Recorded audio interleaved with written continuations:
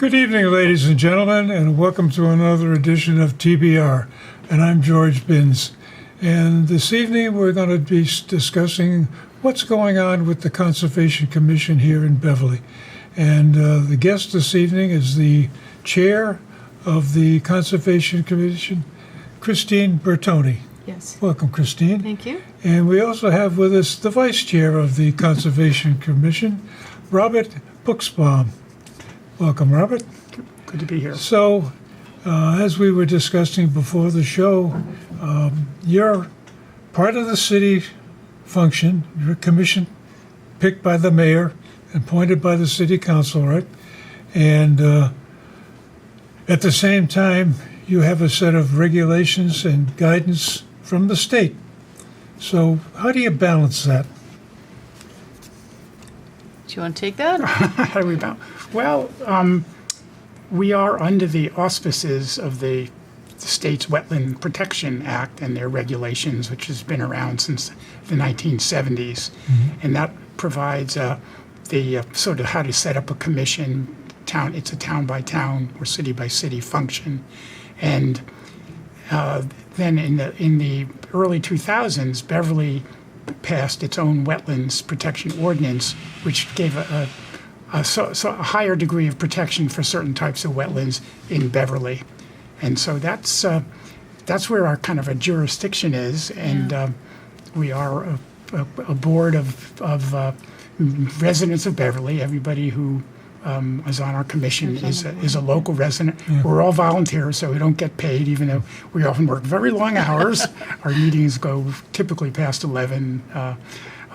So we do a lot of fairly thorough vetting of projects that come before us from city. So you mentioned that there's a special regulation from the city, wetlands, its own Wetlands Act. What does it do that's over and above what the state requires? So locally, we can impose like stricter buffer zones to the resource. So we have what's called a 50-foot no-build zone and a 25-foot no-disturb zone. So the state regulations for their buffers from a wetland or impacts from a wetland have a 100-foot buffer zone. So you can impact that 100-foot zone with your project or your patio or your deck, whatever. We can guard a little more closely the closer you get to the wetlands. So we try to draw a line at 50 foot for no structures or no build or no impact zone, but recognize that each filing or each request before us, it's all site specific. Someone with a very small lot who's restricted, we might be able to work with them to allow a necessary impact to that 50-foot buffer, but we prefer to try to keep development out of that, just to further protect the wetland resource. So what is a wetland? That's a generic term, but when it comes down to what is many things. It's many things, but it's basically salt marsh is one of a prominent one. Any area where there's salt Coastal marsh, bank. coastal bank, land underwater is considered wetland for our purposes. So a pond is a type of wetland. Ponds. The bordering vegetated wetland, which is a very common type around there, shrubs along the edges of a pond or something that's clearly wet, dependent on the wet soil. Ponds, intermittent streams, perennial streams that run, they're all under the jurisdiction of the Wetlands Protection Act and, of course, Beverly's local ordinance. And I think we go a bit further with vernal pools. Vernal pools, that's a type of special isolated wetland that supports rare amphibian breeding. And the state recognizes them, but Beverly has more stringent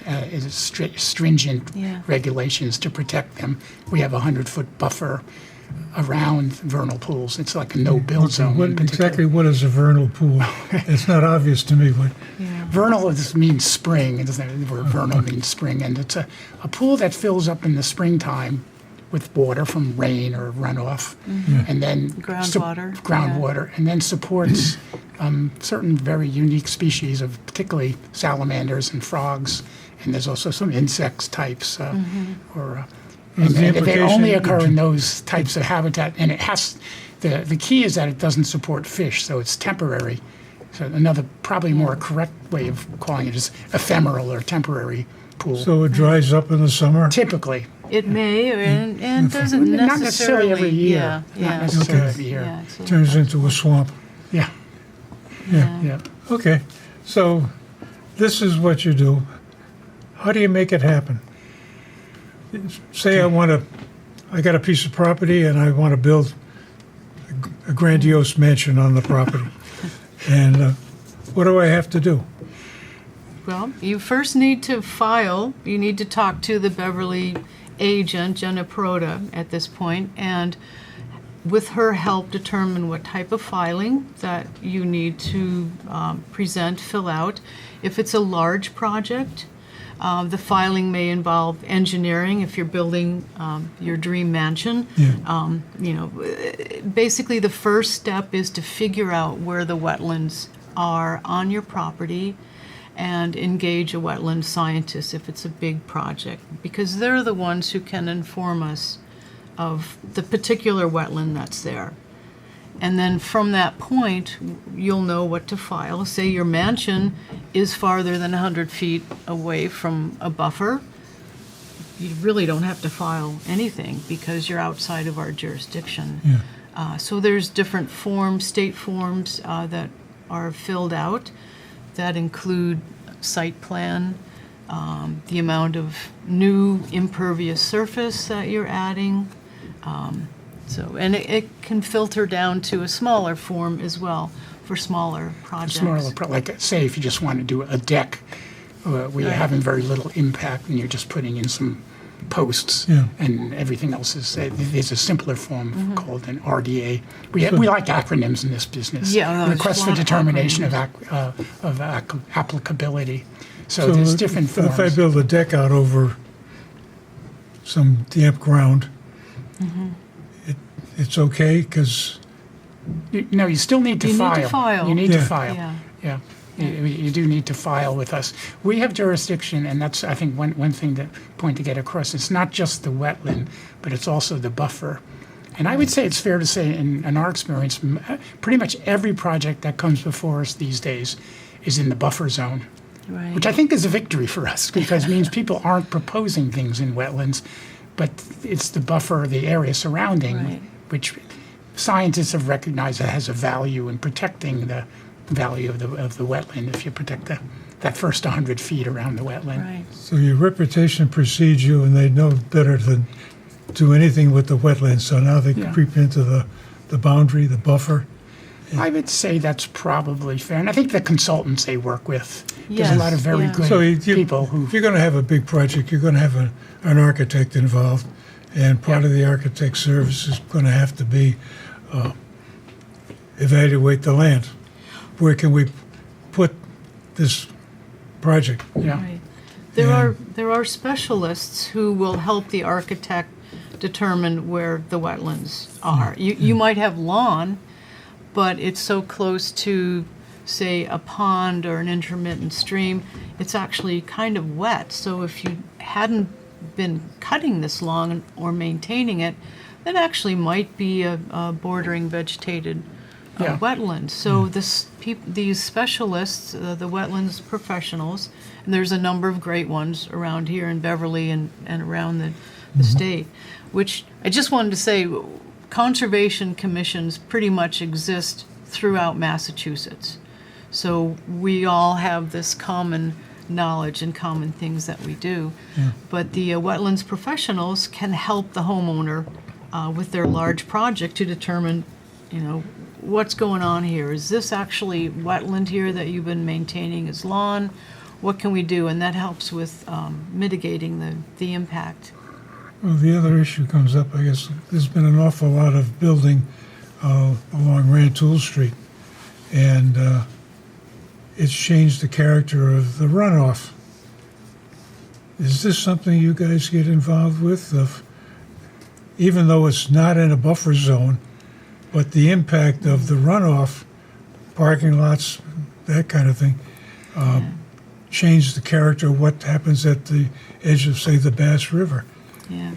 Well, there are stormwater standards that apply even outside of our jurisdiction. So that's not your ball of wax. No. Yeah, the thing you're not supposed to send all your new stormwater drainage onto someone else's property, so it should be mitigated on site. With our city storm drainage, that can be an issue, but hopefully water that's reaching that has been filtered somehow first. And then we would look at like the discharge points and seeing where those are and what kind of effect. Is there erosion being caused by storm event, runoff, that sort of thing? So that's where we would be involved. Yeah, we could get involved if there was erosion within areas Yes. of our jurisdiction. So if we've got a runoff situation and there's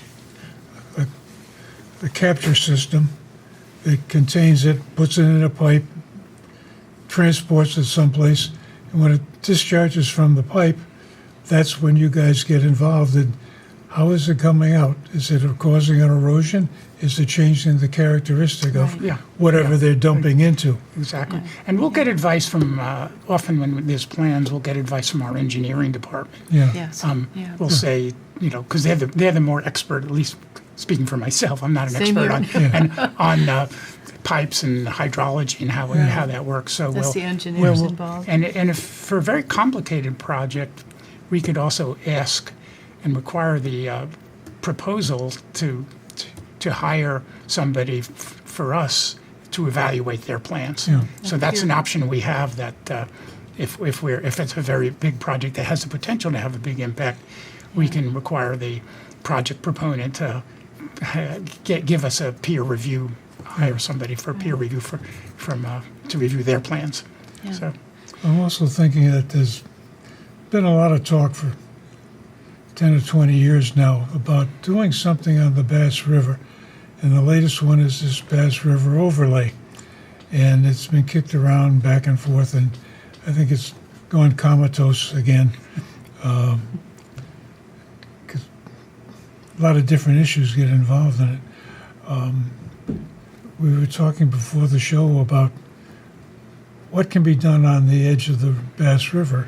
And there's a faction that has shown up in a bunch of these town hall meetings. They're pushing for public access to the river's edge. What part of that discussion falls into your daily work? Well, I think we would start to become involved when somebody actually proposes a project, or if someone would ask the commission, maybe, what do you think about this? But overlay districts, we don't really get into those until there's like a project being proposed by someone. yeah, that's more the zoning, planning, Yeah. but that would be more the planning board Yeah. that get involved in that. It's what I've seen of the various meetings. They've had plans where they've talked of as many as 1,400 units being built along the river, and in some of the sketches show patios coming out from restaurants that are set back from the river, and from there to the river's edge, it gets a little flaky as to exactly what's happening. There's some different ideas. So, excuse me. I'm kind of surprised that you guys haven't gotten involved in contributing to some of this, or have you? Or we get involved when somebody, as Chris said, if somebody proposes something and it's within our jurisdiction, then we definitely get involved, and then they have to come before us, Right. come to our meetings, we work with them, and then get a what's called an order of conditions, which sort of lays out what they need to do in order to be compliant with the Right. wetlands protection Yeah. regulations, and so that's when we get involved. which we have in a number of the coastal projects around here, where there's been proposals. Those have already gone in along the coast, even along the Bass River. Yeah. So And the Bass River is unique. It's tidal. Part Yeah. of it is tidal. So we've got coastal bank, a lot of saltwater type regulations to follow, and we've got the freshwater regulations. We've got bank of river. So there's a lot of jurisdiction there, and this is where when a project is finally proposed, I mean, people can say all kinds of things in the planning stage, but as it starts to encroach, or if the plans are showing we're going to put brand new impervious surface all the way up to the bank of the river, you kind of go, well, maybe, maybe, because that needs to come before the Conservation Commission and be reviewed, and that's where we play into the avoid, minimize, and mitigate impacts. And sometimes the applicant, if they really want to go closer into the buffer, riverfront is its own resource, but in a buffer zone, we will ask, have you tried to avoid this? Yeah, no. Have you tried to minimize it? And what are you proposing to mitigate it? Beyond stormwater, I mean, we get this sometimes where, well, we're mitigating it because we're not, we're collecting the stormwater somewhere. Well, that's not really mitigation. We hope to look for improving the wildlife habitat value of the area. And, there are things that play in. its ability to mitigate pollution. Pollution, flooding. Yeah. See, what the wetland, it's interesting, what the wetlands interests, protection yeah. protects our interests. There are 8 defined interests. Public interests yeah. that wetlands do, that wetlands are valuable for, which includes things like pollution prevention and stormwater prevention, wildlife habitat, fish and shellfish, Fisheries, groundwater protection. So there's a slew of interests, and they are presumed to be, within each wetland is presumed to fulfill at least some of those functions. Right. And that's what we look to say, all right, how is this protecting wildlife habitat? How is this, and if it isn't, what can you do to mitigate your impact? Yeah. Well, do you get involved in the question about beach erosion? That's another issue that's been kicked around a little bit. Yeah, we get involved to the extent that people propose mitigating measures, like if they want to rebuild their revetment or their seawall, they have to come before us and get what we call an order of conditions in order to do that legally. And they know that. I mean, so we do get involved in those. Generally, the state guidance for that is any structure built after 1978, which is when these regulations went into effect, is not entitled to build a revetment or some kind of seawall protection. Most places in Beverly predate that, so that usually doesn't pretend. That usually doesn't. So they got a pretend. grandfather clause. That Yeah, says in a essentially sense. that To be able to because keep it to keep we their can revetment. maintain it, Yeah, Yeah. kind of thing. yeah. And well, that also gets into the issue about everybody keeps talking about the ocean is getting higher and higher, Sustainability. and the possible storm damage would be farther inland.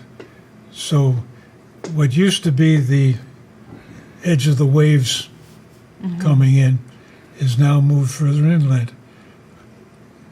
So how do you get involved in that new piece of property?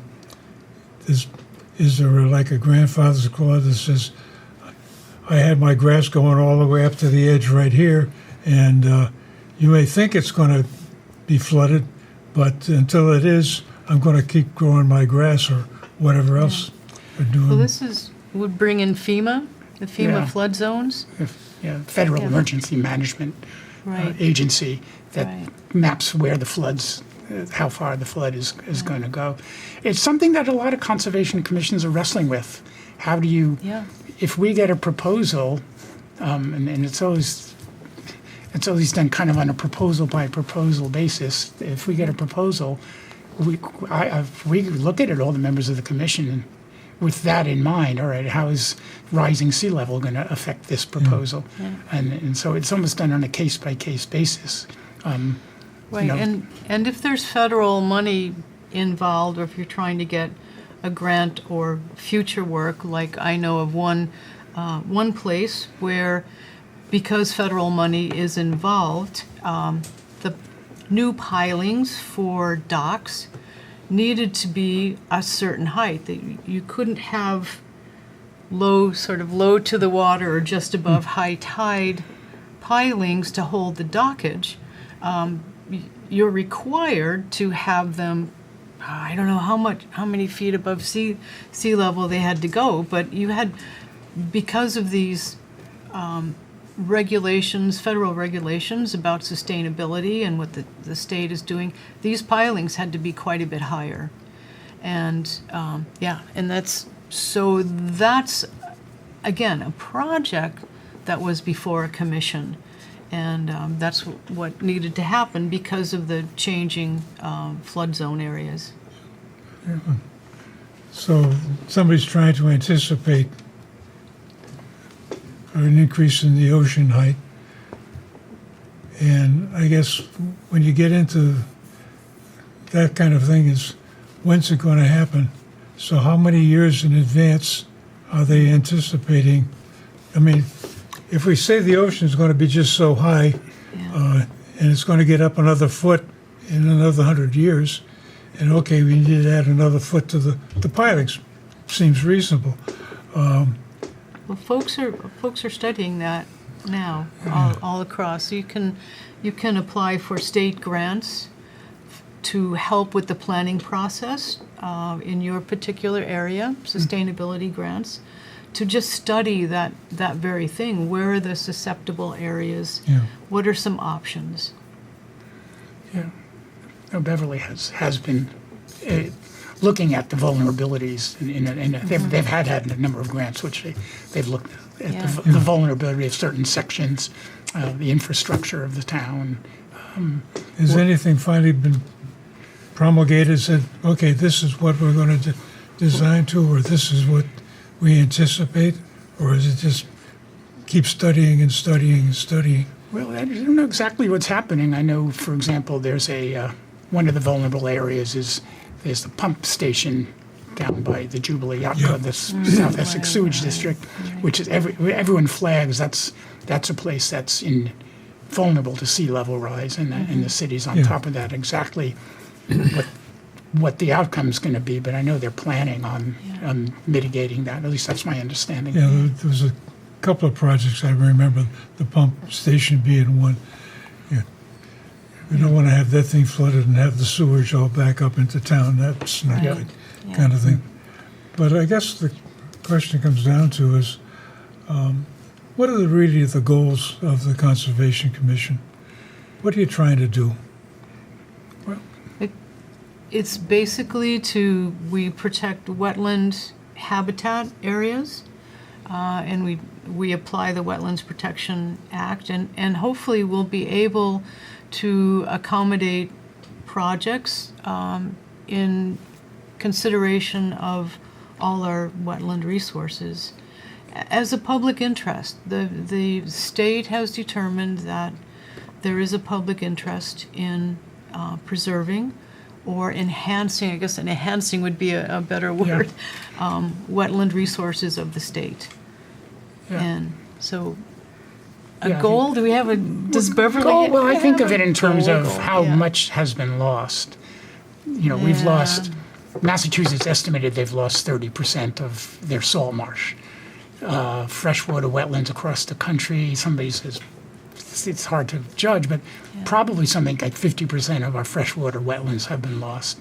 And I think the job of the Conservation Commission, recognizing the value of these wetlands, is to protect them and to maintain them. And I think there's a good knowledge out there among people that these are valuable habitats for those 8 interests we talked about before, and are worth protecting, and they're in the public interest to protect it. And that's our job, is to basically be in the forefront of protecting the wetlands. And You mentioned that, okay, we've lost 30% of the salt marshes. So what? What's Oh, how can what you happens say because that? I spent years We- studying salt marshes. So okay, yeah. The It's my value passion. of it. Oh my All right. goodness, the value. It's So a what's the filtering. value of the salt marsh? it's, well, It filters runoff. It delays runoff from going into the ocean. It allows for wildlife. It's a habitat that's there for wildlife. It's like, how do you justify the existence of seagrasses? You know. yeah. Well, it's also, I mean, erosion control. Yeah. You know, like they said that Hurricane Katrina, for example, in New Orleans, one of the reasons it was so devastated is that they had There's no they salt lost a lot of marsh. their marshland that was on the boundary. So they performed that function. Yes. But it's a very rich habitat. It also absorbs carbon, which is something we need. It's a carbon capture. That's a And- it's a habitat that absorbs probably as much carbon per area as tropical rainforest. So it's a valuable habitat. From what I've read, the best thing for taking up carbon dioxide is just plain grass, prairie grass. It's more effective than trees. Problem with trees is they get old and they don't require as much CO2 to live. Right. But So grass grows every year and takes an awful lot of it. Yeah. I think of salt marshes as wet prairies. And they are basically, think about our grasslands in Beverly or in New England, or most of it is, there are grasslands, but the salt marsh is a major grassland area. Do we have any salt marshes in Beverly? Yeah, there's one that there's little pockets of marshes. Is probably the biggest one is Thistle Marsh right? Yeah, Thistle Marsh, which is down by right. And some private off properties. of the Endicott College, Oh, okay. and there's a little bit at O'Bear Park, but it's Yeah, private property. Yeah. Like in the Cove, private properties. Yeah, private There's some- properties, There's yeah. some salt marshes there. but Thistle Marsh has probably the best example. Well, I think this gets to be part of the problem of the conflict is somebody wants to build something and they don't necessarily see the advantage of having salt marshes or open spaces, and this gets to be, I think, another issue that we need to save it for another show because we've run out of time right now. Believe it or not, we've had a half hour of fun. That's amazing. And ladies and gentlemen, thank you very much for watching us this evening. And as I indicate that a lot of times at the end of the credits is my email address. If you've got a different opinion or a similar opinion and you would like to have your voice heard, we can make room for you here at the table. And thanks again for your time Thank and you. come with us. And I think we need to continue the discussion and get into a little more of what's the real advantage of saving this stuff. And stay tuned, ladies and gentlemen. We'll be back.